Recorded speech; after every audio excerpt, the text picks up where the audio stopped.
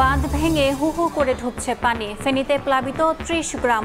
পরশুরামে যান চলাচল বন্ধ। নোয়াখালী বরিশালে জলজটে ভোগান্তি। চট্টগ্রামে নালায় পড়ে নিখোঁজ শিশু উদ্ধার। গণহত্যার জন্য শুধু শেখ হাসিনা নয়, আওয়ামী লীগেরও বিচার হওয়া উচিত, মন্তব্য মির্জা ফখরুলের। ভারত থেকে দ্রুত ফেরত দেওয়ার আহ্বান এনসিপি নেতাদের। পিআর পদ্ধতিতে ভোট হলে সরকার ব্যবস্থা দুর্বল হবে, বলছে বিএনপি। অবাধ ও সুষ্ঠু নির্বাচন ছাড়াও সংসদকে আরও বেশি প্রতিনিধিত্বশীল করবে দাবি জামায়াতের। এবং মার্কিন শুল্কারোপে বাংলাদেশি রফতানিমুখী শিল্পে ক্ষতির শঙ্কা। বাণিজ্য উপদেষ্টার নেতৃত্বে দ্বিতীয় দফা আলোচনা শুরু আজ। শর্তের বিষয়ে সতর্ক থাকার পরামর্শ।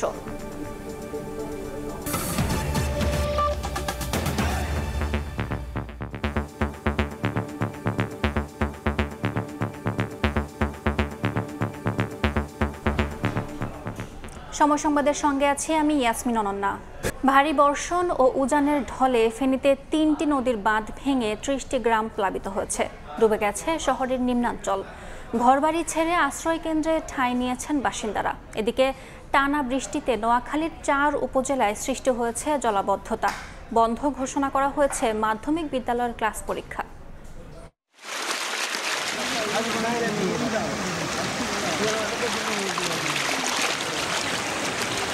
ভেঙে গেছে বাঁধ, হুহু করে লোকালয়ে ঢুকছে পানি। জলাবদ্ধতায় ভোগান্তিতে নিম্নাঞ্চলের বাসিন্দারা। একে তো ভারী বৃষ্টি, তার ওপর উজানের ঢল। পানির তোড়ে ভেঙে গেছে মহুরী, কহুয়া ও সিলোনিয়া নদীর বাঁধের 15টি পয়েন্ট। প্লাবিত হয়েছে ফুলগাজী ও পরশুরাম উপজেলার 30টি গ্রাম। বন্ধ হয়ে গেছে শহরের সঙ্গে ফুলগাজী ও পরশুরাম উপজেলার যোগাযোগ। এরই মধ্যে পানিতে তলিয়ে আছে বহু ঘরবাড়ি। আবহাওয়া অফিস বলছে গত 24 ঘন্টায় জেলায় 399 মিলিমিটার বৃষ্টিপাত রেকর্ড করা হয়েছে। এদিকে দুর্যোগ মোকাবিলায় 132টি আশ্রয়কেন্দ্র প্রস্তুত রেখেছে প্রশাসন। পিছনে অনেক বাড়িঘর আছে, প্রায় 100 পরিবার। এদের গরু, ছাগল, হাঁস, মুরগি, ধান চাল কিছু বাঁচাইতে পারে নাই। ঘরে আলমারি ফ্রিজ রাস্তাত লইছি। আরেক বাড়িতে আমরা আশ্রয় নিছি, অন্য বাড়িতে খাওয়ার দাওয়ার সবকিছু করতেছি, বাড়িতে এমনি পানি উঠছে। আমরা এখানে ছিলা মুরিদি, আমাদের কাজ হবে না, আমাদের গাও শুকাবে না, আমাদের স্থায়ীভাবে বাঁচাই। জরুরি পর্যায়ে যে যোগাযোগ করার জন্য আমরা কন্ট্রোল রুম স্থাপন করেছি। পাশাপাশি স্থানীয় জনসাধারণকে আশ্রয় কেন্দ্রে নিয়ে আসা যায় সে ব্যবস্থা গ্রহণ করা হয়েছে। দুর্ভোগে পড়েছে আরেক জেলা নোয়াখালী। 2 দিনের বৃষ্টিতে সদর, কোম্পানিগঞ্জ, কবিরহাট ও সুবর্ণচরে সৃষ্টি হয়েছে জলাবদ্ধতা। ইতোমধ্যে উপজেলার মাধ্যমিক বিদ্যালয়ের পাঠদান ও পরীক্ষা কার্যক্রম বন্ধ ঘোষণা করা হয়েছে। এছাড়া বৃষ্টিতে দৈনন্দিন কার্যক্রমের ছন্দপতন হওয়ায় দিশেহারা সাধারণ মানুষ। দোকানপাট ও ব্যবসা প্রতিষ্ঠানে পানি উঠে পড়ায় আর্থিক ক্ষতির মুখে পড়েছেন অনেকে। গত 24 ঘন্টায় জেলায় বৃষ্টিপাত রেকর্ড করা হয়েছে 208 মিলিমিটার। আমাদের অনেক কষ্ট হচ্ছে বাসা থেকে আসতে যেতে, কারণ রোডে অনেক পানি উঠে গেছে। এই বৃষ্টির মধ্যে আমরা আসতে পরীক্ষা দিতে খুব কষ্ট হয়েছে। দূষিত পানি, আমরা মুভমেন্ট করতে পারতেছি না, কোর্ট কাছারি ঠিকমতো চলতেছে না, বাজার সদাইও চলতেছে না। ছেলে মেয়েদের স্কুলে যাওয়া, মানুষের জনজীবন একবার বিপন্ন হয়ে যায়। এদিকে বৃষ্টিতে বরিশাল নগরীতে সৃষ্টি হয়েছে জলাবদ্ধতা। পথঘাট তলিয়ে যাওয়ায় চলাচলে বেড়েছে দুর্ভোগ। বিপাকে পড়েছেন বাসিন্দারা। এছাড়া চট্টগ্রামের নিম্নাঞ্চলে জলাবদ্ধতা দেখা দেয়। এদিকে টানা বৃষ্টিতে রাঙামাটি, বান্দরবান ও খাগড়াছড়িতে দেখা দিয়েছে পাহাড় ধসের শঙ্কা। ঝুঁকিপূর্ণ এলাকা থেকে বাসিন্দাদের নিরাপদ স্থানে সরে যেতে প্রশাসনের পক্ষ থেকে নির্দেশনা দেওয়া হয়েছে। ওমর ফারুক, সময় সংবাদ। ভারী বর্ষণের আরও খবর জানাতে এই মুহূর্তে ফেনীতে আছেন আতিয়ার সজল, নোয়াখালীতে সাইফুল্লাহ কামরুল এবং বান্দরবানে আছেন এন.এ. জাকির। সরাসরি শুরুতেই যাচ্ছি সজলের কাছে। রয়েছি ফেনীর ফুলগাজী থেকে পরশুরামে যাওয়ার যে সড়কটি রয়েছে সেই সড়কটার পিছনে দেখতে পাচ্ছেন যে পুরোপুরি সড়ক চলাচল অনুপযোগী হয়ে পড়েছে। কোথাও বাঁজা পানি, কোথাও গলা পানি হয়ে আছে। এ হচ্ছে যে ফুলগাজী থেকে পরশুরামে যাওয়ার সড়কের অবস্থা। ঠিক একই অবস্থা ফুলগাজী থেকে ফেনীর যে সড়ক, সেটি কিন্তু প্রধান সড়কগুলো চলাচলের অনুপযোগী হয়ে পড়েছে। আর ফেনী নদীর যে মুহুরী নদীর পানি তা কিন্তু এখন বিপদসীমার আগে সকালবেলা থেকেছি আমরা যে দুপুরে যেটা বলেছিলাম 79 সেন্টিমিটার পানির উপর দিয়ে প্রবাহিত হচ্ছিল বিপদসীমার। এখন সেটি 50 সেন্টিমিটার উপর দিয়ে প্রবাহিত হচ্ছে। আবার এরই মধ্যে কিন্তু যেখানে ভাঙন ছিল 15টি, সেখানে কিছুক্ষণ আগে পানি উন্নয়ন বোর্ড আমাদেরকে জানিয়েছে আরও 5টি নতুন ভাঙনের সৃষ্টি হয়েছে। এ নিয়ে এই বাঁধের প্রায় 20টি স্থানে ভেঙেছে এবং গ্রাম ছিল যেখানে সকাল থেকে আমরা জানিয়েছিলাম 30টি, সেখানে এখন 35 থেকে 40টি গ্রামে উন্নীত হয়েছে, যে পানি ছড়িয়ে পড়েছে। এভাবে দেখতে পাচ্ছেন যে মানুষের যে দুর্ভোগ। এখন স্থানীয়রা যেটা বলছেন যে এই সড়ক যোগাযোগের যে অবস্থা, এখানে কোনো পরিবহন চলতে পারছে না, আশেপাশে অনেক মানুষজন আটকা পড়েছে, বিশেষ করে বয়োবৃদ্ধ এবং অসুস্থ মানুষজন, তারা কিন্তু এখানে আসতে পারছেন না। তাদের জন্য কোনো বোট প্রশাসনের পক্ষ থেকে নৌকা অথবা ছোট ডিঙ্গি এরকম কোনো আয়োজন নাই। তারা দাবি জানিয়েছেন এই সকল সড়কের বা আশেপাশে এলাকা বাসিন্দা যারা পানিতে তলিয়ে রয়েছেন তাদেরকে উদ্ধারের জন্য যেন সংশ্লিষ্ট প্রশাসন এখানে বোর্ডের ব্যবস্থা করে, তাহলে হয়তো অনেক রুগী যারা রয়েছেন তারা আসবেন। এই দেখতে পাচ্ছেন যে এখানে মানুষজন এভাবেই অনেকে ভিজে ভিজে গন্তব্যে যাওয়ার চেষ্টা করছেন। আমরা দেখতে পাচ্ছি যে এখানে উদ্ধার অভিযানে বা বিভিন্ন সহায়তা করার জন্য বিভিন্ন রাজনৈতিক দলের নেতাকর্মীরাও আসছেন। তারা তাদের স্ব অবস্থান থেকে দুর্গত মানুষের পাশে দাঁড়ানোর চেষ্টা করছেন এবং এইভাবে কিন্তু সর্বস্তরের মানুষ, সর্বস্তরের সর্বপেশার মানুষ যে যার মতো করে বন্যা দুর্গতদের পাশে আসার জন্য কিন্তু আসছে এবং এগিয়ে যাওয়ার আহ্বান জানিয়েছে সকল রাজনৈতিক দলগুলো। এই পাশাপাশি প্রশাসন, সেনাবাহিনীর পক্ষ থেকেও আমরা দেখেছি মাঠ পর্যায়ে কাজ শুরু করেছে, ফায়ার সার্ভিসও কাজ শুরু করছে এবং সব মিলেই কিন্তু মানুষের যে দুর্ভোগ, সেই দুর্ভোগ কিন্তু চরমে পৌঁছেছে। বিশেষ করে সন্ধ্যা ঘনিয়ে আসছে, সেই সন্ধ্যা ঘনিয়ে আসার সাথে সাথে মানুষের মধ্যে কিন্তু আতঙ্ক বাড়ছে। জেলা প্রশাসন থেকে বারবার বলা হচ্ছে যারা যাতে কোনোভাবে নিজেদেরকে নিরাপদ যদি মনে না করে, তাহলে যেন 131টি সাইক্লোন সেন্টার খোলা হয়েছে, সেখানে যেন তারা যায়, সেখানে তাদের জন্য সব ধরনের ব্যবস্থা রাখা হয়েছে। আমরা এখন চলে যাব নোয়াখালীতে, সেখানকার পরিস্থিতি জানাবেন আমাদের আরেক সহকর্মী সাইফুল্লাহ কামরুল। ধন্যবাদ আতিয়া সজল। আমি এই মুহূর্তে দাঁড়িয়ে আছি নোয়াখালী জেলা শহর মাইজদি সার্কিট হাউস রোড এলাকায়।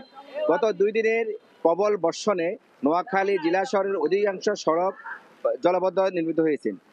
নোয়াখালী জেলা আবহাওয়া অফিস সূত্রে জানা গিয়েছে যে নোয়াখালীতে গত 24 ঘন্টা প্রায় 223 মিলিমিটার বৃষ্টিপাত হয়েছে। এছাড়া পানি উন্নয়ন বোর্ড জানিয়েছেন যে তারা গত 24 ঘন্টা 27 সেন্টিমিটার পানির উচ্চতা মেপেছে, যা বিপদসীমার প্রায় 4 মিটার নিচে রয়েছে।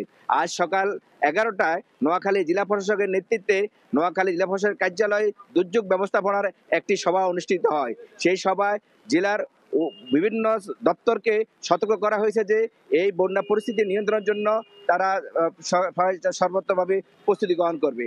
নোয়াখালীর যে পানি উন্নয়ন বোর্ডের নির্বাহী প্রকৌশলী হালিম সালেহীন আমাদেরকে জানিয়েছেন নোয়াখালীতে প্রায় 200-র অধিক বিভিন্ন দপ্তরের খাল রয়েছে। এই খালগুলো অবৈধ দখলদারদের দখলে থাকার কারণে এখানে পানি নিষ্কাশনের সমস্যা হচ্ছে। গতবারের ভয়াবহ বন্যা থেকেও এই খালগুলো দখলদারদের হাত থেকে উচ্ছেদ করা সম্ভব না হওয়ার কারণে এবারে সামান্য বৃষ্টিতে আবার এসে জলবদ্ধতা সৃষ্টি হয়েছে। নোয়াখালীর এই জলবদ্ধতা নিরসন করতে হলে এই খালগুলোকে দখলদারদের মুক্ত করতে হবে এবং নোয়াখালীর যে পৌরসভাগুলো আছে, নোয়াখালী পৌরসভা, চৌমনি পৌরসভা, বসুরহাট পৌরসভা, কবিরহাট পৌরসভা, এই পৌরসভার যে খালগুলো, ড্রেনেজ ব্যবস্থাগুলো আছে, সেই ড্রেনগুলো নিয়মিত পরিষ্কার করা হয়নি। এছাড়া বিভিন্ন জায়গায় ড্রেনের উপরে অবৈধ দখলদাররা দোকানপাট নির্মাণ করে সেখানে পানির জলবদ্ধতা সৃষ্টি করেছে। এই জলবদ্ধতা নিরসন করার জন্য মূলত সমন্বিত একটি প্রচেষ্টা দরকার, যেটি জেলা প্রশাসন বলতেছেন যে সেটা অচিরেই একটি অ্যাকশন প্ল্যানে যাবে। এই ছিল নোয়াখালী জেলা শহর মাইজদি থেকে আমার কাছে সর্বশেষ তথ্য। আমরা এখন বান্দরবনের বন্যার পরিস্থিতি জানার জন্য সেখানে যাব। সেখানে আছেন আমাদের সহকর্মী জাকির। টানা বৃষ্টিপাতের কারণে পাহাড়ি জেলা বান্দরবানে দেখা দিয়েছে পাহাড় ধসের আশঙ্কা। গত রোববার থেকে থেমে থেমে আজ বুধবার পর্যন্ত কিন্তু এই বৃষ্টিপাত অব্যাহত রয়েছে। এর ফলে ঝুঁকিপূর্ণ অবস্থায় রয়েছে জেলা শহরের বেশ কয়েকটি এলাকা সহ বিভিন্ন উপজেলার প্রায় লক্ষাধিক পাহাড়ে বসবাসকারী বাসিন্দারা। মূলত তারা বৃষ্টিপাতের কারণে কোথাও কিন্তু আসলে যেতেও পারছে না, এই কারণে তারা নিজেদের বসত বাড়িতে অবস্থান করছে। এবং বৃষ্টির সময় যে ঘটনাটি আসলে এই পাহাড়ি এলাকায় ঘটে সেটি হচ্ছে বৃষ্টিপাতের কারণে পাহাড়ের মাটি নরম হয়ে পাহাড় ধসে পড়ে। এভাবে কিন্তু বিভিন্ন সময় হতাহতের ঘটনাও ঘটে। তো গত কয়েকদিন ধরে টানা বৃষ্টিপাতের কারণে কিন্তু পাহাড় ধসের সংখ্যা দিন দিন বাড়ছে। অন্যদিকে কিন্তু বৃষ্টিপাতের কারণে সাঙ্গু ও মাতামুহুরী যে নদী রয়েছে, নদীর পানি পানিও কিন্তু বৃদ্ধি পেয়েছে এবং এই বৃষ্টিপাত যদি অব্যাহত থাকে তাহলে কিন্তু জেলা শহরের নিম্নাঞ্চল তলিয়ে যেতে পারে। তো আমরা দেখেছি সকাল থেকে ভারী বৃষ্টিপাতের কারণে কিন্তু নদীর পানি আজকে আরো বৃদ্ধি পেয়েছে এবং প্রশাসনের পক্ষ থেকে বলা হয়েছে যে উপজেলা পর্যায়ে এবং পৌরসভার মাধ্যমে বিভিন্ন উপজেলা পৌরসভায় কিন্তু জরুরি ভিত্তিতে মাইকিং করা হচ্ছে। পাহাড়ে ঝুঁকিপূর্ণ বসবাসকারী যারা রয়েছে তাদেরকে নিরাপদ আশ্রয়ে সরে যেতে বলা হচ্ছে এবং যারা সরে যেতে চাইছে না বা যাদের যাওয়ার জায়গা নেই তাদের জন্য কিন্তু প্রশাসনের পক্ষ থেকে 220টি প্রাথমিক বিদ্যালয়কে অস্থায়ী আশ্রয় কেন্দ্র হিসেবে ঘোষণা করা হয়েছে, যাতে যারা ঝুঁকিপূর্ণ রয়েছে তারা সেই আশ্রয় কেন্দ্রে চলে যায়, সেই নির্দেশনাও কিন্তু তাদেরকে দেওয়া হচ্ছে। তো বলা চলে যে বৃষ্টিপাত এখন কিছুটা কমেছে, কিন্তু থেমে থেমে কিন্তু এই বৃষ্টিপাত অব্যাহত রয়েছে। বৃষ্টিপাত যদি অব্যাহত থাকে তাহলে কিন্তু পাহাড় ধসের সংখ্যা আরো বাড়তে পারে। তো এই ছিল আমার কাছে বান্দরবানের পাহাড় ধস নিয়ে সবশেষ খবর। সরাসরি যুক্ত ছিলাম বান্দরবান, নোয়াখালী এবং ফেনী থেকে। চট্টগ্রামের হালি শহরে নালায় পড়ে নিখোঁজ শিশুকে উদ্ধার করেছে ফায়ার সার্ভিস। এই মুহূর্তে সেখানে আছেন রিপোর্টার ফেরদৌস লিপি, সরাসরি যাচ্ছি তার কাছে। হাসপাতালে নিয়ে যাওয়ার পর শিশু হুমায়রাকে কিন্তু চিকিৎসক যারা আছেন তারা মৃত ঘোষণা করেছেন এবং আপনারা জানেন যে চট্টগ্রামের নয়াবাজার অর্থাৎ হালি শহরের নয়াবাজার এই এলাকায় নালায় পড়ে 3 বছরের একটি শিশু নিখোঁজ হয় এবং পরে এলাকাবাসী এসে তাকে কিন্তু উদ্ধার করে দ্রুত হাসপাতালে নিয়ে যায়। হাসপাতালে নিয়ে যাওয়ার পরে আসলে চিকিৎসকরা মৃত ঘোষণা করেন এবং এখানে যারা প্রত্যক্ষদর্শী ছিলেন এবং বিশেষ করে যারা শিশুটিকে উদ্ধার করেছেন তারা বলছেন যে এই যে বিল্ডিংটা 5তলা ভবন দেখা যাচ্ছে সেই ভবনের পাশে শিশু হুমায়রা খেলা করছিল। খেলা করার এক পর্যায়ে এখানে যেহেতু বৃষ্টির কারণে জলাবদ্ধতার সৃষ্টি হয়েছে, পাশেই ছোট্ট একটা নালা ছিল, সেই নালায় পড়ে যায় এবং যেহেতু প্রচণ্ড স্রোত ছিল এবং আপনারা দেখতে পাচ্ছেন যে নালার এই স্রোতের মধ্য দিয়ে সে স্ল্যাবের ভিতর ঢুকে যায়। প্রায় স্ল্যাবের ভিতর ঢুকে যাওয়ার 300 ফিট গিয়ে একটা পাইপের মধ্যে সে আটকা পড়ে এবং এলাকাবাসীদের চেষ্টায় সেই পাইপ থেকে কিন্তু 1 ঘন্টা পর 3 বছর বয়সী হুমায়রাকে উদ্ধার করা হয়। সঙ্গে সঙ্গে হাসপাতালে নিয়ে যাওয়া হয় এবং হাসপাতালেই সেখানে চিকিৎসকরা যারা আছেন তারা মৃত ঘোষণা করেন এবং এর মধ্যে আমরা দেখেছি সিটি কর্পোরেশনের যারা দায়িত্বশীল তারা এসেছেন, তারা বিষয়টি পর্যবেক্ষণ করছেন। তারা বলছেন যে যেহেতু এটা একদম বিল্ডিংয়ের পাশেই একটা ছোট নালা, সে নালা আসলে সিটি কর্পোরেশনের দায়িত্বের মধ্যে ছিল না, কিন্তু বিল্ডিংয়ের পাশে যে নালাগুলো সেখানে স্ল্যাব দেওয়া ছিল, তবে বিল্ডিংয়ের পাশে ছোট্ট এই নালাটাতে জলাবদ্ধতা সৃষ্টি হওয়ার কারণে বিশেষ করে স্রোত থাকার কারণে কিন্তু যেহেতু একেবারে ছোট শিশু 3 বছর বয়সী, সে কিন্তু যখন নালায় পড়ে গেছে স্রোতের কারণে সে উঠতে পারেনি এবং সাথে সাথে আসলে স্ল্যাবের ভেতর ঢুকে যায় এবং ঢুকে গিয়ে সে আর বের হতে পারেনি এবং 300 ফুট পরে গিয়ে পাইপে আটকা পড়ে। সেখান থেকে স্থানীয় যারা আছেন তারা কিন্তু উদ্ধার করে নিয়ে যায় এবং সিটি কর্পোরেশনের এখানে যারা দায়িত্বশীল আছেন তাদের সাথে কথা বলেছি। তারা বলছেন যে এখানে সিটি কর্পোরেশনের গাফিলতির চেয়ে আসলে ভবন মালিক, বিশেষ করে ভবনের পাশে যেহেতু ছোট্ট নালাটা ছিল, এখানে স্ল্যাব দেওয়ার কোনো সিস্টেম নাই, তবে তারা ভবন যারা মালিক আছে তাদেরকে নির্দেশনা দিয়ে দিবেন যেন সেখানে নালার উপরে যে রোলিং কিংবা যে বেড়া সেটা যেন দিয়ে দেন, ফলে এই ধরনের দুর্ঘটনা থেকে রক্ষা পাওয়া যায়। তবে আমরা বলতে পারি বর্ষা মানে আসলে চট্টগ্রামের যে পানহানি সেটা কিন্তু থামছে না। গত 6 বছরে অন্তত 14 জন নালায় কিংবা খালে পড়ে কিন্তু চট্টগ্রামে নিহত হয়েছে। তো এই ছিল আজকে আমার কাছে চট্টগ্রামে যে নালায় পড়ে শিশু মারা যাওয়ার সর্বশেষ তথ্য। সরাসরি যুক্ত ছিলাম চিটাগাং থেকে। অন্য প্রসঙ্গ, জুলাই আন্দোলন প্রতিহতে হত্যার নির্দেশ দিয়েছিলেন তৎকালীন প্রধানমন্ত্রী শেখ হাসিনা। মারণাস্ত্র ব্যবহার করে সরাসরি গুলি ও গণগ্রেফতারের নির্দেশও দিয়েছিলেন তিনি।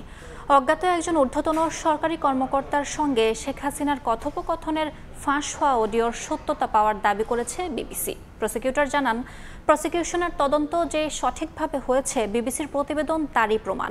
এটি বিচার কাজে স্বচ্ছতা বাড়াবে।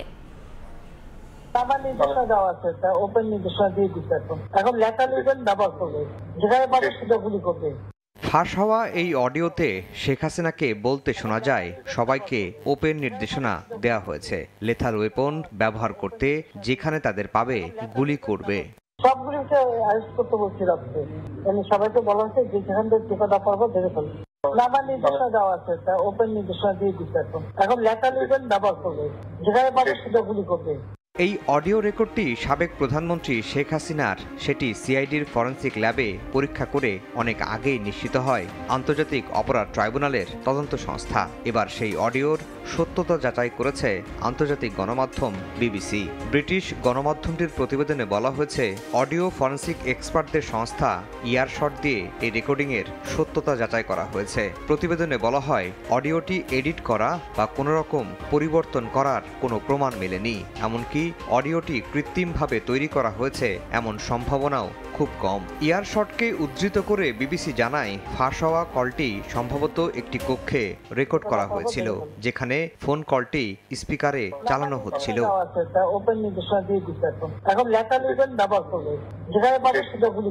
প্রসিকিউটর গাজী তামিম বলছেন, তাদের তদন্ত যে সঠিকভাবে হয়েছে বিবিসির প্রতিবেদন তারই প্রমাণ। টেলিফোন কনভারসেশনের এই অডিও রেকর্ড তদন্ত সংস্থার হাতে এসেছে। তদন্ত সংস্থা যথাযথ কর্তৃপক্ষের নিকট থেকে তার ভেরিফিকেশন করে দেখেছেন যে এটা জেনুইন, এটি আসামি শেখ হাসিনার ভয়েস। আমরা সেটিকে বিচারের জন্য ট্রাইব্যুনালে উপস্থাপন করেছি। চার্জ গঠন যদি ট্রাইব্যুনাল করে থাকেন, তাহলে এটিকে আমরা সাক্ষ্য হিসাবে এক্সিবিট করার জন্য ট্রাইব্যুনালের কাছে প্রার্থনা করব at the time of trial. তিনি আরও বলেন, এরই মধ্যে জুলাই আগস্টের হত্যাযজ্ঞের বিচার দৃশ্যমান হয়েছে। বিচার এমনভাবে করা হবে যার গ্রহণযোগ্যতা মিলবে আন্তর্জাতিক মহলে। তদন্ত প্রতিবেদন দাখিল করার আগেই ইউএনের তদন্ত প্রতিবেদনে এই ঘটনার সত্যতা পেয়েছে। তারপরে ওই একই ঘটনার সত্যতা আমাদের তদন্ত প্রতিবেদনে আসছে। আমরা যে বক্তব্য ট্রাইব্যুনালে দেই, পরবর্তীতে দেখা যায় ন্যাশনালি এবং ইন্টারন্যাশনাল সংস্থাগুলো সেই বক্তব্য সমর্থনেই তাদের প্রতিবেদন প্রকাশ করে। নিঃসন্দেহে আমরা বলবো যে আমাদের এই বিচার জাতীয় এবং আন্তর্জাতিকভাবে আরও অনেক স্ট্যান্ডার্ড ফলো করে হবে এবং সারা পৃথিবী এটাকে স্বীকার করবে। বৃহস্পতিবার শেখ হাসিনা, আসাদুজ্জামান খান কামাল ও সাবেক পুলিশ মহাপরিদর্শক চৌধুরী আব্দুল আল মামুনের অভিযোগ গঠনের আদেশের দিন ধার্য রয়েছে। এর আগে আদালত অবমাননার এক মামলায় 6 মাসের কারাদণ্ড হয়েছে সাবেক প্রধানমন্ত্রী শেখ হাসিনার। আফজাল হোসেন, সময় সংবাদ, ঢাকা। গণহত্যার জন্য শুধু শেখ হাসিনা নয়, দলীয়ভাবে আওয়ামী লীগেরও বিচার হওয়া উচিত বলে মন্তব্য করেছেন বিএনপি মহাসচিব মির্জা ফখরুল ইসলাম আলমগীর। বলেন, শেখ হাসিনা ও আওয়ামী লীগের সবচেয়ে রোষানলের শিকার বিএনপি। দেশ বাঁচাতে নির্বাচিত সরকারের বিকল্প নেই বলেও জানান বিএনপি মহাসচিব। আগারগাঁওয়ে নিউরো সায়েন্স হাসপাতালে চিকিৎসাধীন বিএনপি চেয়ারপারসনের উপদেষ্টা কাউন্সিলের সদস্য ডাক্তার আব্দুল কুদ্দুস বুধবার সকালে তাকে দেখতে যান বিএনপি মহাসচিব মির্জা ফখরুল ইসলাম আলমগীর। পরে গণমাধ্যমে বিএনপি মহাসচিব বলেন, গণহত্যার বিচারে উদাসীনতা রয়েছে। শুধু শেখ হাসিনাই নয়, দলীয়ভাবে আওয়ামী লীগেরও বিচার হওয়া উচিত। দলের প্রধান শেখ হাসিনা তিনি এককভাবে মনে করি responsible for the killing of thousands of people. আমরা আশাবাদী তার ট্রেনিং এবং তার সঙ্গে যারা এই হত্যাকাণ্ডের সঙ্গে, গণহত্যার সঙ্গে এবং এই ফ্যাসিস্ট আক্রমণের সঙ্গে জড়িত তাদের প্রত্যেকেরই বিচার হবে। সেই হিসাবে দল যদি আইনের আওতায় নিয়ে এসে দলও যদি এমন দেখা যায় যে দলগত হিসাবে, তাহলে অবশ্যই তাদের বিচার হওয়া উচিত বলে আমি মনে করি।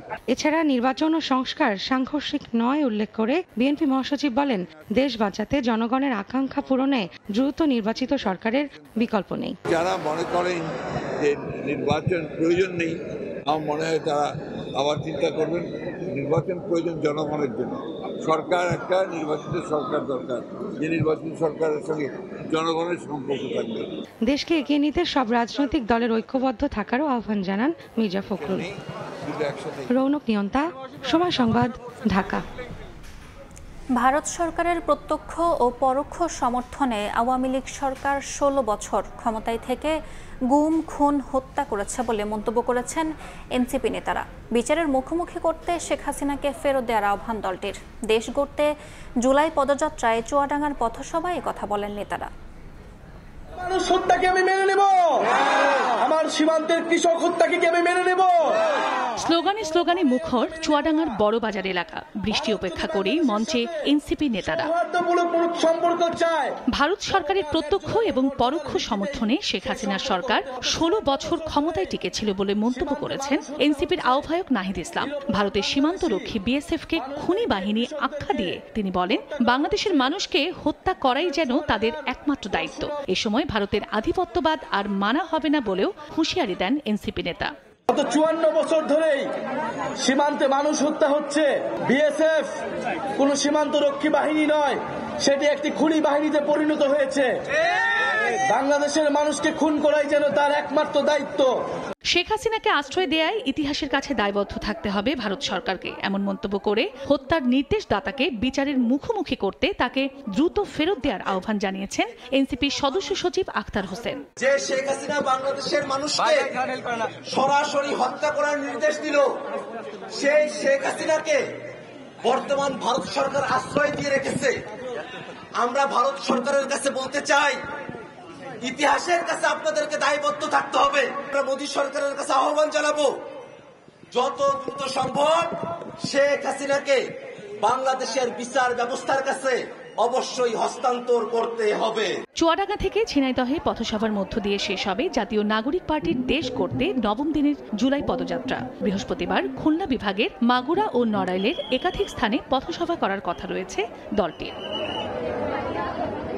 সময় সংবাদ, চুয়াডাঙ্গা। ঝিনাইদহে চলছে এনসিপির দেশ গড়তে জুলাই পদযাত্রা। এই মুহূর্তে সেখানে আছেন রিপোর্টার আব্দুল্লাহ আল মামুন রুবেল। সরাসরি যাচ্ছে তার কাছে। বিচার সংস্কার এবং নতুন সংবিধানের দাবিতে জাতীয় নাগরিক পার্টির দেশব্যাপী পদযাত্রা এবং পথসভার আজ নবম দিন। এরই মধ্যে বেশ কয়েকটি জেলা অতিক্রম করেছে। খুলনা বিভাগের 3টি জেলা পথসভা এবং পদযাত্রা শেষ করে এখন এই পদযাত্রাটা কিন্তু ঝিনাইদহের পথে। ঝিনাইদহের পায়রা চত্বরে এখানে একটি মঞ্চ তৈরি করা হয়েছে, যেখানে এই পথসভায় বক্তব্য রাখবেন জাতীয় নাগরিক পার্টির কেন্দ্রীয় নেতৃবৃন্দরা। আমরা যতদূর জেনেছি তারা চুয়াডাঙ্গা থেকে এই ঝিনাইদহের উদ্দেশ্যে পদযাত্রাটি রওনা হয়েছে এবং কিছু সময়ের মধ্যে এই মঞ্চে আসলে তারা বক্তব্য রাখবেন। একটু বলে রাখি, কয়েকদিন ধরে কিন্তু তারা আসলে এই দেশব্যাপী 64 জেলায় তাদের যে পদযাত্রা বা পথসভা সেই প্রোগ্রামটা তারা করছেন এবং প্রতিটি জায়গায় তারা কিন্তু আসলে বলছেন যে বিচার সংস্কার এবং নতুন সংবিধান, সেই সঙ্গে জুলাই সনদের কথাও কিন্তু বারবার বলে আসছেন। আজ সকাল থেকে কিন্তু আমরা দেখছি খুলনা বিভাগের চুয়াডাঙ্গা জেলায় তারা আসলে পথসভা করেছেন এবং সেখান থেকে কিন্তু ভারত সরকারের শেখ হাসিনাকে আশ্রয় দেওয়ার তারা প্রশ্ন তুলেছেন। একই সঙ্গে কিন্তু তারা শেখ হাসিনাকে দ্রুত দেশে ফেরত আনার যে দাবি জানিয়েছেন। পাশাপাশি দীর্ঘদিন ধরে বিএসএফ এর মাধ্যমে বাংলাদেশের যে হত্যাগুলো হচ্ছে সেগুলোর আসলে সমালোচনা করেছেন এখানকার নেতৃবৃন্দ বা কেন্দ্রীয় নেতৃবৃন্দরা। একটু বলে রাখি, জাতীয় নাগরিক পার্টির যে ঝিনাইদহের যে মঞ্চ, সেই মঞ্চের আশেপাশে কিন্তু আমরা প্রচুর মানুষ দেখতে পাচ্ছি। এখানে কেন্দ্রীয় নেতাদের অপেক্ষায় তারা রয়েছেন, তারা তাদের বক্তব্য শুনবেন। পাশাপাশি কিন্তু এখানে একটি প্রামাণ্য চিত্র প্রদর্শন করা হচ্ছে, সেটিও কিন্তু আমরা দেখছি, অনেকে দেখছেন। পাশাপাশি মঞ্চে কিন্তু আমরা দেখছি জাতীয় নাগরিক পার্টির স্থানীয় যারা রয়েছেন তারা কিন্তু আসলে বসে আছেন, তারা লিফলেট তৈরি করছেন, সাধারণ মানুষের কাছে সেই লিফলেট দেওয়ার চেষ্টা করছেন। এর পাশাপাশি কিন্তু এখানকার যারা স্থানীয় নেতৃবৃন্দ তারা আসলে বলার চেষ্টা করছেন যে দেশব্যাপী এই নাগরিক পার্টির যে বার্তা, সেই বার্তাটি কিন্তু আসলে ঝিনাইদহের জন্য পৌঁছে দেওয়া যায়, তার জন্য আসলে এই আয়োজন থেকে তারা আসলে বলতে চান যে বিচার যে 16 বছর তারা দুর্নীতি করেছেন, অনিয়ম করেছেন এবং গণহত্যা চালিয়েছেন, সেই গণহত্যার আসলে বিচার করতে হবে, সেই বিচারের কথা বলছেন। পাশাপাশি সংস্কারের যে দাবি উঠেছে সেই সংস্কার করতে হবে, সেই দাবির কথা আসলে ঝিনাইদহের মানুষের কাছে সেই বার্তা যে পৌঁছে দিতে চান। এর পাশাপাশি সংবিধানের নানা জায়গায় নানা রকম অসঙ্গতির কথা তুলে ধরেছেন, সেগুলো আসলে পরিবর্তন বা প্রয়োজনীয় সংস্কারের কথা বলেছেন। তো আমার কাছে এই ছিল ঝিনাইদহ থেকে জাতীয় নাগরিক পার্টির যে পদযাত্রা বা পথসভা তার সবশেষ খবর। সরাসরি যুক্ত ছিলাম ঝিনাইদহ থেকে। আনুপাতিক পদ্ধতিতে ভোট হলে সরকার ব্যবস্থা দুর্বল হবে বলছে বিএনপি। বিষয়টি ঐকমত্য কমিশনের প্রস্তাবেও নেই বলে জানান দলটির স্থায়ী কমিটির সদস্য সালাউদ্দিন আহমদ। আর জামায়াতের নায়েবে আমির সৈয়দ আবদুল্লাহ মোহাম্মদ তাহেরের দাবি, অবাধ ও সুষ্ঠু নির্বাচন ছাড়াও সংসদকে আরও বেশি প্রতিনিধিত্বশীল করবে পিআর পদ্ধতি। আহমেদ সালহিনের রিপোর্ট। সংবিধান, নির্বাচন ব্যবস্থা সহ মৌলিক বিষয়ে সংস্কারে রাজনৈতিক দলগুলোর সঙ্গে ধারাবাহিক সংলাপ করছে জাতীয় ঐকমত্য কমিশন। এতে কিছু বিষয়ে ঐকমত্য তৈরি হলেও বেশ কিছু বিষয়ে বিপরীতমুখী অবস্থানে দলগুলো। পিআর পদ্ধতিতে ভোট নিয়ে রাজনৈতিক অঙ্গনে চলছে বিতর্ক। জামায়াত ইসলাম বলছে, আনুপাতিক ভোট অবাধ ও সুষ্ঠু নির্বাচনে ভূমিকা রাখার পাশাপাশি সংসদকে আরও বেশি প্রতিনিধিত্বশীল করবে। পিআর সিস্টেম যদি চালু হয় তাহলে ভোট চুরি ডাকাতি বন্ধ হয়ে যাবে, কারণ পার্টিকুলার সেন্ট্রাল লোক ভাববে এখানে জিততে তো আমার কোনো লাভ নেই, আমি তো একটা ন্যাশনাল লিস্ট থেকে আমাকে পাশ করতে হবে। তখন সে খুব অন্যায় করে ভোট কিনবে না, সে কোনো একটা কেন্দ্র দখল করে ফেলবে না, কারণ সে দখল করলে বদনামের বাগি হবে। কিন্তু যদি দেখা যায় রাষ্ট্রের একজন লোক পিএস সিস্টেমের প্রায়োরিটি অনুসারে, এবং একটি ওয়াইডার প্রতিনিধিত্বমূলক পার্লামেন্ট হওয়ার সম্ভাবনা আছে। আর বিএনপির দাবি পিআর পদ্ধতি বাস্তবায়ন হলে সরকার ব্যবস্থা দুর্বল হয়ে পড়বে। বিষয়টি ঐক্যমত্য কমিশনের প্রস্তাবেও নেই বলে সময় সংবাদকে জানান দলটির স্থায়ী কমিটির সদস্য সালাউদ্দিন আহমদ। পিআর পদ্ধতিতে নির্বাচন অনুষ্ঠানের কোনো বিষয় জাতীয় ঐক্যমত্য কমিশনের প্রস্তাবের মধ্যে নেই। কিছু কিছু দল রাজনৈতিকভাবে মাঠে ময়দানে এই সমস্ত দাবি তুলতে পারে। অনুপাতিক হারে যেটা আলোচনা হচ্ছে তাতে দেখা যাবে সবসময় একটা ঝুলন্ত পার্লামেন্ট হয়, ঝুলন্ত সরকার হয়, কোয়ালিশন সরকার হয়, অনিশ্চিত সরকার ব্যবস্থা হয়। বাংলাদেশের সামাজিক প্রেক্ষাপটে সেটা কি আমরা সমাজকে, রাষ্ট্রকে, অর্থনীতিকে এগিয়ে নিয়ে যেতে পারবো? অবশ্যই না। আর সমাজের মধ্যে একটা বিভক্তি দেখা দেবে। চলতি মাসেই জাতীয় সনদ বাস্তবায়নে বিএনপি আন্তরিকভাবে সহযোগিতা করছে বলেও জানান সালাউদ্দিন আহমদ। আমাদের বক্তব্য বা আমরা কতটা সহযোগিতায় আছি। আহমেদ সালেহীন, সময় সংবাদ, ঢাকা। দফায় দফায় আলোচনার পরও মৌলিক বিষয় সংস্কারে একমত হতে পারছে না রাজনৈতিক দলগুলো। দ্বিতীয় ধাপে 15টি বিষয় আলোচনায় শর্ত সাপেক্ষে ঐক্যমত্য তৈরি হয়েছে 7টিতে। ঐক্যমত্য কমিশনের আশা, সবার মতামতের ভিত্তিতে চলতি মাসেই জাতীয় সনদ তৈরি সম্ভব হবে। আর সনদ বাস্তবায়নের প্রক্রিয়া নিয়েও দলগুলোর সঙ্গে আলোচনা হতে পারে। ফারুক ভূঁইয়া রবিনের রিপোর্ট। প্রথম ধাপে ঐক্য হয়নি এমন সব প্রস্তাব নিয়ে গত 3 জুন রাজনৈতিক দলগুলোর সঙ্গে দ্বিতীয় ধাপের আলোচনা শুরু করে জাতীয় ঐক্যমত্য কমিশন। বিষয়ভিত্তিক সংলাপে আলোচনা হওয়ার কথা রয়েছে 20টির মতো মৌলিক ইস্যুতে। এখন পর্যন্ত 10 দিনে আলোচনা হয়েছে মোটা দাগে 15টি বিষয়ে। এর মধ্যে সংবিধানের 70 অনুচ্ছেদ সংশোধন, সংসদীয় স্থায়ী কমিটির সভাপতি, প্রধান বিচারপতির নিয়োগ পদ্ধতি, রাষ্ট্রপতির ক্ষমার বিধান নিয়ে আইন প্রণয়ন, নির্বাচনী এলাকার সীমানা নির্ধারণ, বিভাগীয় পর্যায়ে হাইকোর্ট বেঞ্চ ও উপজেলা পর্যায়ে অধস্তন আদালত স্থাপন, এই 7টি বিষয়ে একমত হয়েছে রাজনৈতিক দলগুলো। তবে এনসিসি বা সাংবিধানিক ও সংবিধিবদ্ধ প্রতিষ্ঠানে নিয়োগ, রাষ্ট্রের মূলনীতি, প্রধানমন্ত্রীর মেয়াদ, রাষ্ট্রপতি নির্বাচন, সংসদের উচ্চকক্ষ গঠন পদ্ধতির মতো মৌলিক বিষয়ে এখনও দলগুলোর অবস্থান বিপরীতমুখী। এছাড়া নারী আসন ও তত্ত্বাবধায়ক সরকারের রূপরেখা নিয়েও রয়েছে মতভিন্নতা। যদি অব্যাহত থাকে এই অবস্থায় অমীমাংসিত এইসব বিষয়ের ভবিষ্যৎ কি? অবশ্য এখনো আলোচনাতেই আস্থা রাখতে চায় ঐক্যমত্য কমিশন। আলাপ আলোচনার একটা কৌশল হতে পারে যেগুলো সহজে একমত হওয়া যায়, সেগুলোতে ঐক্যমত্যে পৌঁছে তারপরে অপেক্ষাকৃত দুরূহ যেগুলো যেখানে মতদ্বৈততা ব্যাপক সেগুলোতে পরবর্তীতে আরও আলোচনা হবে, আলোচনাটা অব্যাহত থাকবে। আমরা আশা করি যে আলাপ আলোচনার মাধ্যমে আমরা একটা পর্যায়ে পৌঁছতে পারবো।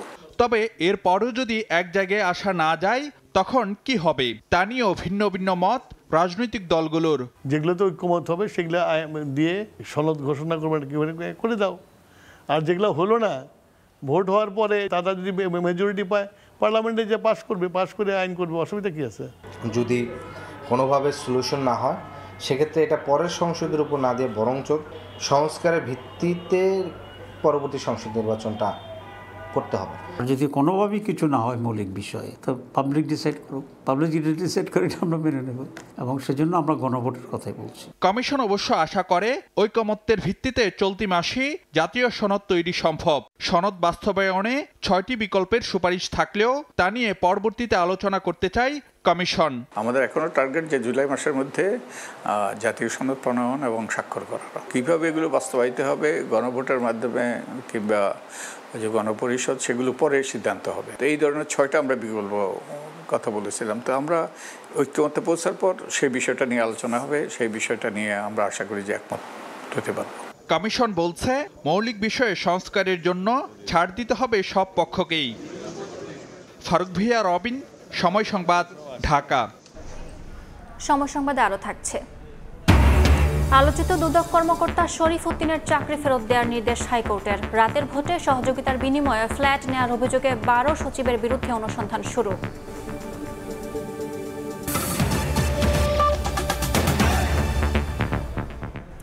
চাকরি ফিরে পেলেন আলোচিত দুদক কর্মকর্তা শরীফ উদ্দিন। শুধু চাকরি নয়, 3.5 বছরের সব পাওনা সুযোগ সুবিধা বুঝিয়ে দেওয়ার নির্দেশও দিয়েছেন উচ্চ আদালত। রায়ের পর্যবেক্ষণে আদালত বলেন, দুর্নীতি ধরিয়ে দেয়ায় পুরস্কৃত না করে উল্টো শাস্তি দেয়া ছিল দুঃখজনক। সন্তোষ প্রকাশ করে অতীত ভুলে দেশের জন্য কাজ করতে চান শরীফ। ৩.৫ বছর আইনি লড়াই শেষে চাকরি ফিরে পেলেন দুদকের আলোচিত কর্মকর্তা শরীফ উদ্দিন। ঘটনাটি ২০২২ সালের।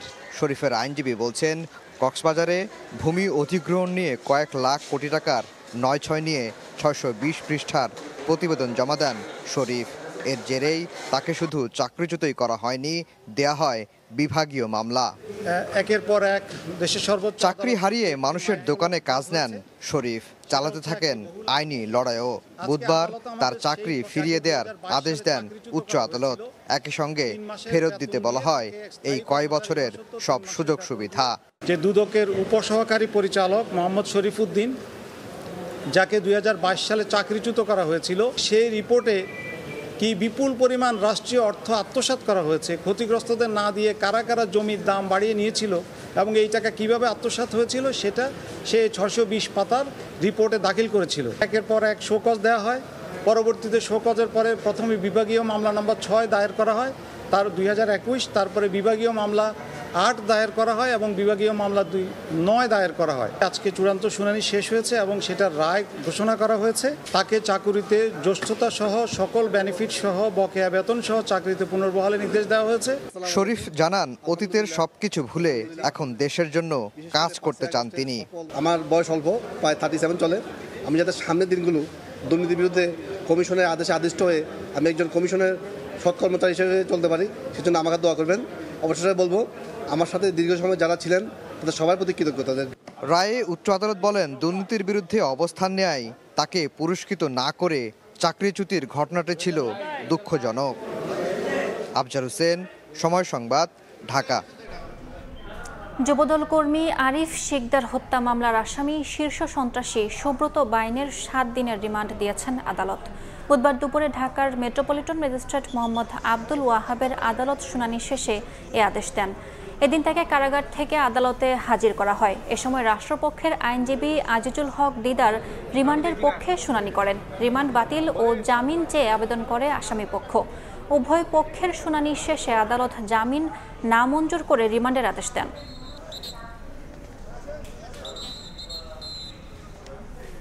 যুবদলের কর্মী আরিফ শিকদার হত্যা মামলায় ওনাকে 10 দিনের রিমান্ড চায় আয়ুব সাহেব।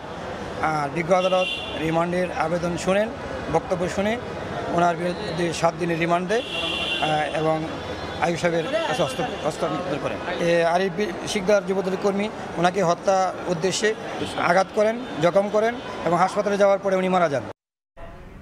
2018 সালের রাতের ভোটে সহযোগিতার বিনিময়ে ফ্ল্যাট নেয়ার অভিযোগে দুদকের সাবেক 2 কমিশনার সহ 12 সচিবের বিরুদ্ধে অনুসন্ধানে নেমেছে দুদক। তদন্তে দুদকের সহকারী পরিচালক আল আমিনের নেতৃত্বে 2 সদস্যের কমিটি গঠন করা হয়েছে। এদিকে খুলনা সিটির সাবেক মেয়র তালুকদার আব্দুল খালেক ও তার স্ত্রীর বিরুদ্ধে মামলা করেছে সংস্থাটি।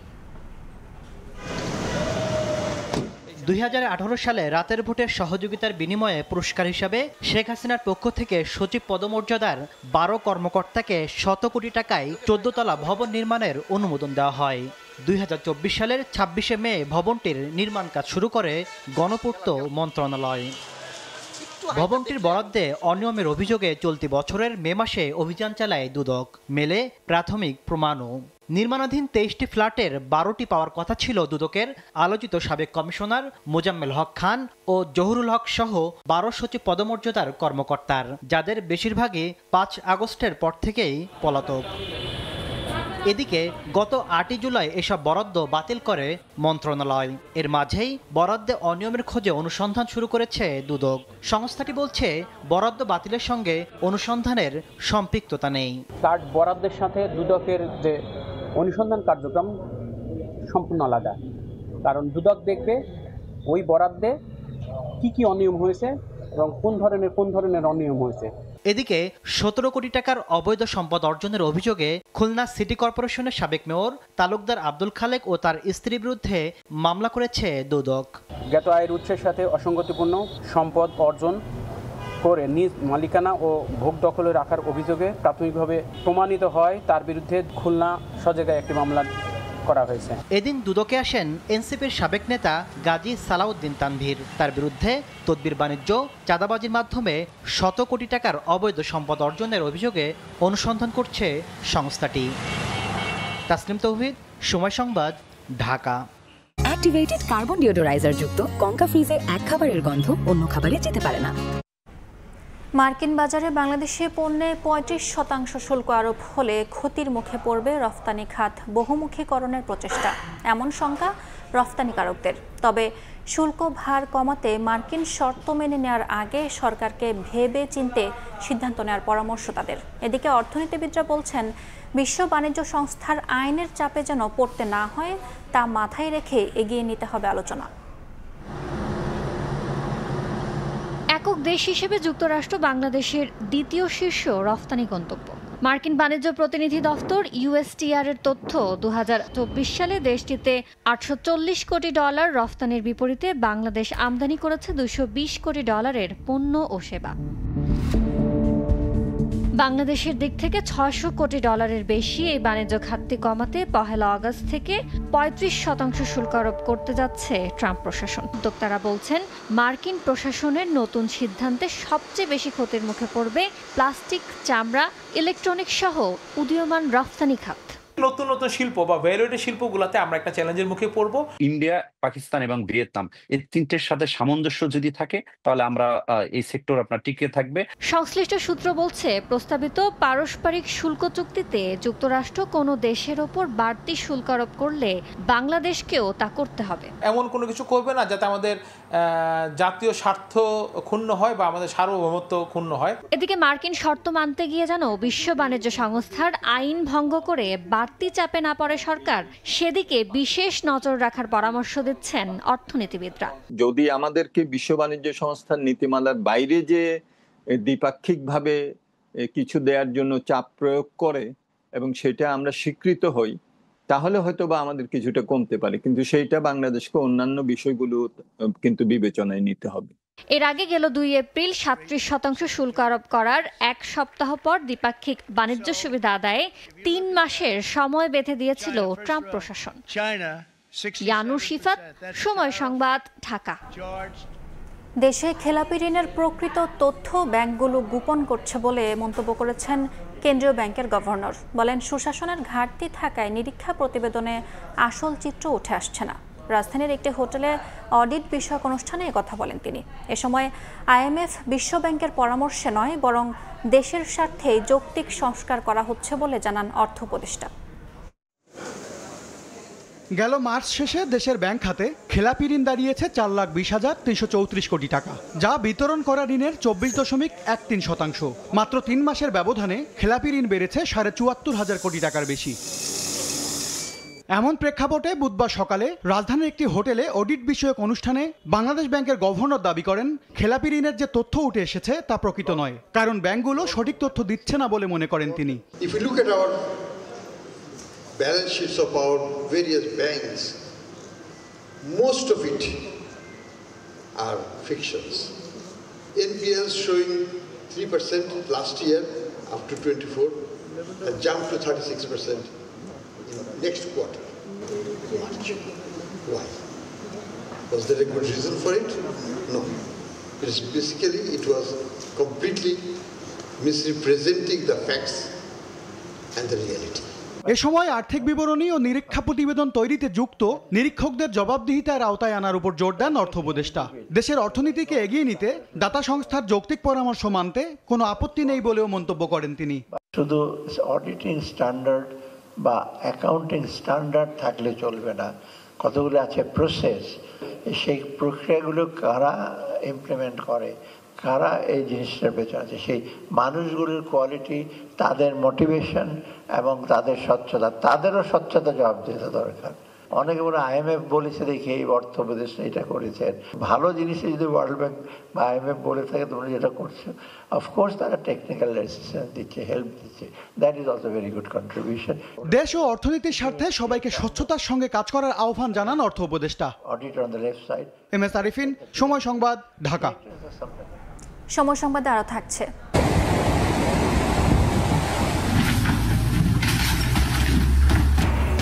এবার বন্যার কবলে যুক্তরাষ্ট্রের নিউ মেক্সিকো, বিপর্যস্ত টেক্সাসে মৃত্যু বেড়ে 111। ভয়াবহ দাবানলের কবলে ফ্রান্সের মার্সেই শহর, বন্ধ বিমানবন্দর ও রেল স্টেশন।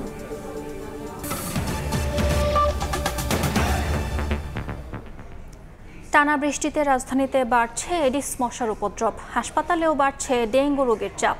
এরই মধ্যে চলতি মৌসুমে আক্রান্তের সংখ্যা ছাড়িয়েছে 13,000 আর মৃত্যু অর্ধশতাধিক। এমন পরিস্থিতিতে স্বাস্থ্য অধিদপ্তরকে ডেঙ্গু ব্যবস্থাপনায় চিকিৎসা সামগ্রী দিল বিশ্ব স্বাস্থ্য সংস্থা। চোখ রাঙাচ্ছে ডেঙ্গু, চলতি মৌসুমে আক্রান্ত ছাড়িয়েছে 13,000 আর সেই সঙ্গে পাল্লা দিয়ে বাড়ছে মৃত্যুর সংখ্যাও। ডেঙ্গুর ভয়াবহ পরিস্থিতিতে মরার উপর খাড়ার ঘা টানা বৃষ্টি, রাজধানীর বিভিন্ন স্থানে জলাবদ্ধতায় বাড়ছে মশার উপদ্রব। বৃষ্টিতে যদি পানি জমে যায়, আমরা জানি স্ট্যাগন্যান্ট ওয়াটারে সবসময় ডেঙ্গু মশা ডিম পারে, এই ক্ষেত্রে তো মশা বাড়তে পারে। মশা বাড়লে তো ডেঙ্গু বাড়ার আশঙ্কা থাকে। ডেঙ্গু ব্যবস্থাপনায় এবার স্বাস্থ্য অধিদপ্তরকে চিকিৎসা সহায়তা দিল বিশ্ব স্বাস্থ্য সংস্থা। বুধবার সকালে অধিদপ্তরের সম্মেলন কক্ষে 8টি পোর্টেবল আল্ট্রাসনোগ্রাম মেশিন, 21টি বেডসাইড হেমাটোক্রিট মেশিন এবং 1600 পিস অন্যান্য সরঞ্জাম হস্তান্তর করে সংস্থাটি। সভা শেষে স্বাস্থ্য অধিদপ্তরের মহাপরিচালক বলেন, ডেঙ্গুর ধরন পরিবর্তনে রোগীদের বিশেষ পরিচর্যা প্রয়োজন, সেক্ষেত্রে এসব সরঞ্জাম অত্যন্ত জরুরি ভূমিকা পালন করবে। এখন যে ডেঙ্গি ফিভার হচ্ছে, এটাকে শক সিনড্রোম হয়, ফলে সেখানে হেমাটোক্রিট বেড়ে যায়, এখান থেকে পেটের মধ্যে পানি জমে এবং রোগী শকে চলে যায়। এইটা হলো বিষয়, এবং শকের এমন পর্যায়ে যায় এটাকে আর রিভার্স করা যায় না উপযুক্ত চিকিৎসা দেওয়ার সত্ত্বেও। সো এইটাকে সবচেয়ে বেশি জরুরি যেটা যে বেডসাইড অথবা তাড়াতাড়ি এই রোগটাকে শনাক্ত করা। চলতি মৌসুমে বরগুনায় ডেঙ্গু আউটব্রেক করলেও এখন নিয়ন্ত্রণে বলে দাবি করেন স্বাস্থ্যের ডিজি। বরগুনাতে একটা আউটব্রেক হয়েছিল, ইট ইজ আন্ডার কন্ট্রোল।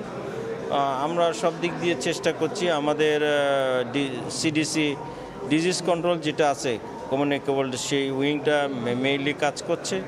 এবং আমরা শ্রীগঞ্জে আমরা ভিজিট করেছিল আমাদের ক্লিনিশিয়ানরা, তারাও একটা রিভাইজড প্রোটোকল দাঁড় করিয়েছে। এবং আমরা চেষ্টা করছি বিভিন্ন স্যালাইন এবং ডায়াগনস্টিক কিট এগুলো পৌঁছে দেওয়ার। ডেঙ্গু প্রতিরোধে সাধারণ মানুষকে সচেতন হওয়ার আহ্বান জানিয়েছে স্বাস্থ্য অধিদপ্তর। মনির হোসেন, সময় সংবাদ, ঢাকা। চট্টগ্রামের ঝর্ণায় গোসল করতে গিয়ে 3 পর্যটকের মৃত্যু হয়েছে, এখনও নিখোঁজ 2 জন। স্থানীয়রা জানায়, মঙ্গলবার সকালে ফেনী থেকে 3 বন্ধু মিরসরাইয়ের মেলখুম ট্রেইলে ঘুরতে যান। তাদের সঙ্গে যোগ দেয় স্থানীয় আরও 2 যুবক। ঝর্ণায় গোসল করতে গেলে পানির তোরে 5 জনই ভেসে যান। বুধবার দুপুরে পরে স্থানীয়রা 3 জনকে উদ্ধার করে হাসপাতালে নিলে চিকিৎসক মৃত ঘোষণা করেন। এ ঘটনায় এখনও 2 জন নিখোঁজ রয়েছেন। কক্সবাজারের পেঁচারদ্বীপ সৈকতে গোসল করতে নেমে চট্টগ্রাম বিশ্ববিদ্যালয়ের আরেক শিক্ষার্থীর ভাসমান লাশ উদ্ধার করা হয়েছে। এ নিয়ে একই ব্যাচের 2 শিক্ষার্থী উদ্ধার হলো, এখনও নিখোঁজ রয়েছেন 1 জন। ফায়ার সার্ভিস জানায়, চট্টগ্রাম বিশ্ববিদ্যালয়ের 2023-24 সেশনের ডেভেলপমেন্ট স্টাডিজ বিভাগের 5 শিক্ষার্থী কক্সবাজার ঘুরতে আসেন। মঙ্গলবার হিমছড়ি সৈকতে 3 জন গোসলে নামেন। এ সময় ঢেউয়ের তোরে সাগরে ভেসে যান তারা। খবর পেয়ে ফায়ার সার্ভিস, টুরিস্ট পুলিশ ও লাইফগার্ড কর্মীরা সাদমান রহমান শাবাবের মরদেহ উদ্ধার করেন। আজ উদ্ধার হলো আরও 1 জনের মরদেহ। নিখোঁজ অপর শিক্ষার্থীকে উদ্ধারের কাজ চলছে বলে জানিয়েছে পুলিশ।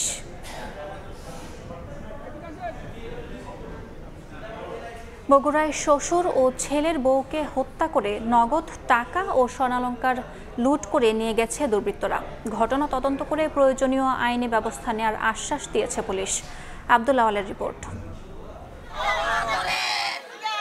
একই সঙ্গে পরিবারের 2 সদস্যকে হারানোর বেদনায় কাতর স্বজনরা, কান্না আর আহাজারিতে ভারী চারপাশ। মঙ্গলবার রাতে দুপচাচিয়া জিয়ানগরের লক্ষ্মীমণ্ডল গ্রামে ঘুমিয়েছিলেন পরিবারের সবাই। পরদিন সকালে দাদা আফতাব ও মা রিভার হাত পা বাঁধা লাশ দেখতে পায় 7 বছর বয়সী মালিহা। পরে প্রতিবেশীরা থানায় খবর দিলে ঘটনাস্থল পরিদর্শন করে পুলিশ। নিহতের শোবার ঘরে বিভিন্ন আসবাবপত্র ভেঙে নগদ অর্থ ও স্বর্ণ লুট করা হয়েছে বলে দাবি স্বজনদের। আমি এরকম দৃশ্য কোনোদিন দেখি নাই আমার বয়সে। চেষ্টা করে ধরে ওদেরকে শাস্তি দেন, এটাই আমাদের চাওয়া। ইউনিয়ন পরিষদে আমি আছি 3.5 বছর হলো, এরই মধ্যে দেখা যায়নি কারোর সঙ্গে খারাপ ব্যবহার বা আচরণ এই ধরনের আমাদের নজরে পড়েনি। জমি জমা নিয়ে কিছুটা ভেজাল হয়েছে, এই গ্রামের লোকের সাথে কিছুটা কেস ফেস আছে তাদের, আর এর সূত্র ধরেই এই খুন হতে পারে। অপরাধীর দৃষ্টান্তমূলক শাস্তি দেয়, যারা ভবিষ্যতে এই ধরনের ঘটনা না ঘটে। হত্যাকাণ্ডের সঙ্গে জড়িতদের ধরতে অভিযানে পুলিশ। প্রাথমিকভাবে যদি বলতে যাই, ঘটনাটা হয়তোবা দস্যুতার কোনো ঘটনা এরকম ঘটে থাকতে পারে বলে মনে হচ্ছে, যতটুকু আমাদের কাছে ইনফরমেশন। নিহত আফতাব একজন অবসরপ্রাপ্ত মাদ্রাসা শিক্ষক। আব্দুল আউয়াল, সময় সংবাদ, বগুড়া। রাজশাহী, চাঁপাইনবাবগঞ্জ, নাটোরের বাগানীরা এবার নিজেদের আম নিয়ে হাজির হবেন দেশের সবচেয়ে বড় ম্যাঙ্গো ফেস্টিভ্যাল প্রাণ ম্যাঙ্গো ফেস্টে। রাজধানীতে প্রাণ গ্রুপের প্রধান কার্যালয়ে সংবাদ সম্মেলনে জানানো হয়, বৃহস্পতিবার ধানমন্ডির রবীন্দ্র সরোবরে 3 দিন ব্যাপী এই ফেস্টিভ্যাল শুরু হবে। চলবে প্রতিদিন সকাল 10টা থেকে রাত 8টা পর্যন্ত। প্রাণ গ্রুপের ব্যবস্থাপনা পরিচালক ইলিয়াস মৃধা বলেন, মেলার মাধ্যমে নতুন প্রজন্মের কাছে বিখ্যাত জেলার বাগানীদের আমের স্বাদ, ঐতিহ্য ও ইতিহাস তুলে ধরা হবে।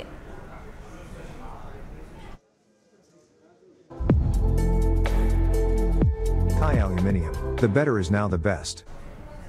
অবৈধভাবে বসবাসের অভিযোগে ভারতের ওড়িশায় বাংলাদেশি ও রোহিঙ্গা সন্দেহে 444 জনকে আটক করেছে পুলিশ। তাদেরকে আটক কেন্দ্রে রেখে জিজ্ঞাসাবাদ শুরু করা হয়েছে। আটক হওয়া ব্যক্তিদের মধ্যে 265 জনকে অস্থায়ীভাবে নির্মিত সুরভি কল্যাণ মন্দিরে রাখা হয়েছে। রাজ্যটিতে বৈধ নথিপত্র ছাড়া বসবাসকারী ব্যক্তিদের ধরতে পুলিশ বেশ কিছুদিন ধরেই অভিযান চালাচ্ছে। প্রাথমিকভাবে জানা গেছে, আটক হওয়া ব্যক্তিদের মধ্যে বেশ কয়েকজন এই জেলায় শ্রমিক, রাজমিস্ত্রি ও ফেরিওয়ালার কাজ করতেন। তবে ভারতীয় নাগরিকত্বের যথাযথ নথি পেশ করতে না পারলে তাদেরকে আইনের আওতায় নেওয়া হবে বলে জানায় স্থানীয় পুলিশ।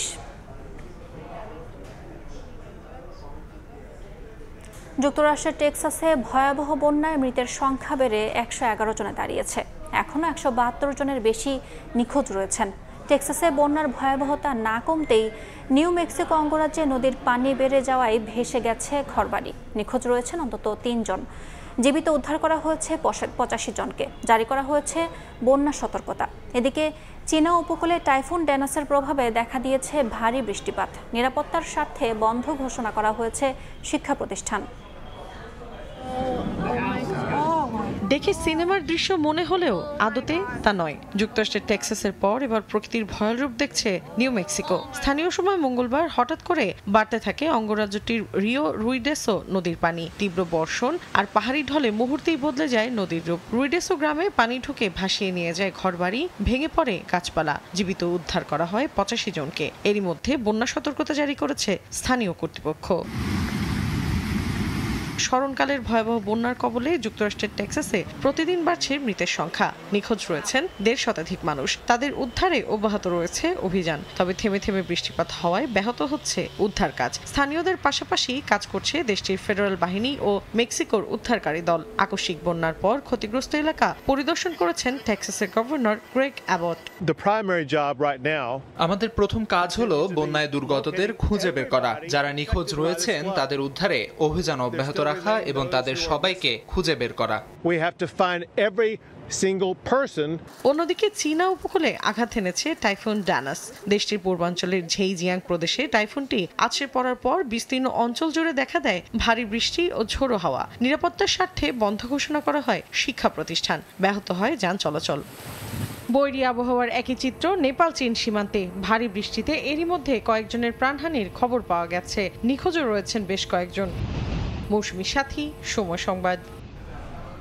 ক্যান্সারে আক্রান্ত জাতীয় নারী দলের ফুটবলার ঋতুপর্ণা চাকমার মায়ের পাশে আমরা বিএনপি পরিবার। রাঙামাটিতে অসুস্থের বাড়িতে গিয়ে চিকিৎসার জন্য 2 লাখ টাকা দিয়েছেন দলটির সিনিয়র যুগ্ম মহাসচিব রুহুল কবির রিজভী। এছাড়া কেমোথেরাপির জন্য প্রতি মাসে 30,000 টাকা করে দেওয়া হবে বলেও জানান তিনি। 1.5 বছর ধরে প্রাণঘাতী ক্যান্সারের বিরুদ্ধে লড়ছেন ঋতুপর্ণা চাকমার মা ভুজপতি চাকমা। স্বাভাবিক জীবনে ফেরাতে লড়াইটা একাই চালিয়ে আসছিলেন জাতীয় দলের এই তারকা ফুটবলার। সম্প্রতি বাংলাদেশকে এশিয়ান কাপের মঞ্চে তুলে দেশে ফেরার পর মাকে নিয়ে ঋতুর এই লড়াইয়ের খবর চলে আসে গণমাধ্যমের শিরোনামে। ঋতুপর্ণা চাকমার মায়ের অসুস্থতার খবর পেয়ে তার গ্রামের বাড়ি রাঙামাটির কাউখালীর মগাছড়ির দুর্গম গ্রামে ছুটে যান বিএনপির সিনিয়র যুগ্ম মহাসচিব রুহুল কবির রিজভী। সেখানে অসুস্থ ভুজপতি চাকমার খোঁজ খবর নেন তিনি। এ সময় দেশের ফুটবলে ঋতুপর্ণার অসামান্য অবদানের প্রশংসা করেন রিজভী। চিকিৎসা নিয়েও আশ্বস্ত করেন মাকে। যা দিচ্ছি সেটা হয়তো অত্যন্ত সামান্য তার চিকিৎসার জন্য, কিন্তু এই পরিবারের পাশে তারেক রহমান সাহেব থাকবেন। আপনারা নিজেদেরকে একা ভাববেন না, আপনাদের পাশে বাংলাদেশের বৃহত্তর রাজনৈতিক সংগঠন বিএনপি আপনাদের পাশে আছে।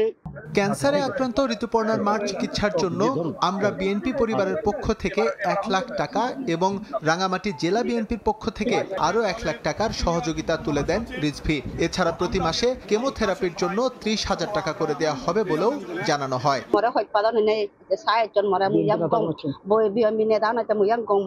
বিএনপি কেন্দ্রীয় নেতৃবৃন্দ যে আমাদের পাশে দাঁড়িয়েছেন, ওনাদেরকে অনেক অনেক ধন্যবাদ। ঋতুপর্ণা চাকমার মায়ের অসুস্থতার খবরে জেলা প্রশাসন থেকেও সহযোগিতার ঘোষণা দেয়া হয়। সময় সংবাদ, রাঙামাটি। এ পর্যায়ে শীর্ষ সংবাদ জানিয়ে দিচ্ছে আরেকবার।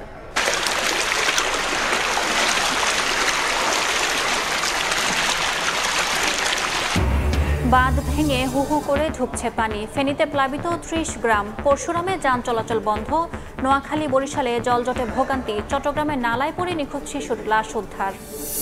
এবং গণহত্যার জন্য শুধু শেখ হাসিনা নয়, আওয়ামী লীগেরও বিচার হওয়া উচিত, মন্তব্য মির্জা ফখরুলের। ভারত থেকে দ্রুত ফেরত দেওয়ার আহ্বান এনসিপি নেতাদের।